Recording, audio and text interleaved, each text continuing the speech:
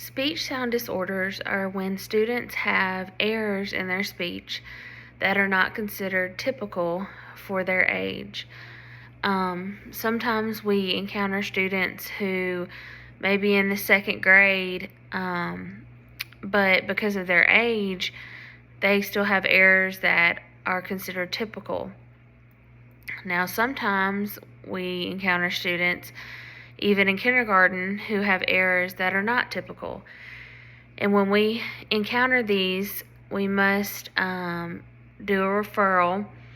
Either it can be a parent-based referral where a parent is concerned about their child's speech errors, or it can be a school-based referral when a teacher or somebody on a PST team or during RTI, they may be concerned and consider a referral.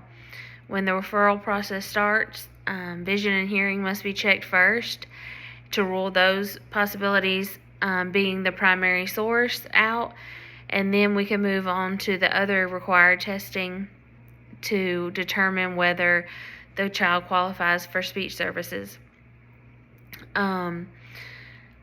Once they have qualified, then they will start receiving speech therapy. The most typical I've seen is about 120 minutes a month. Those are the ones that are on my caseload.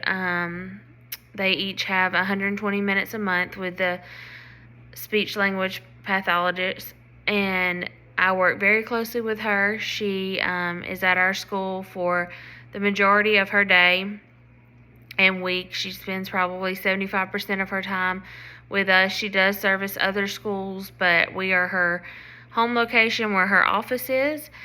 And so I work very closely with her, and we share some students.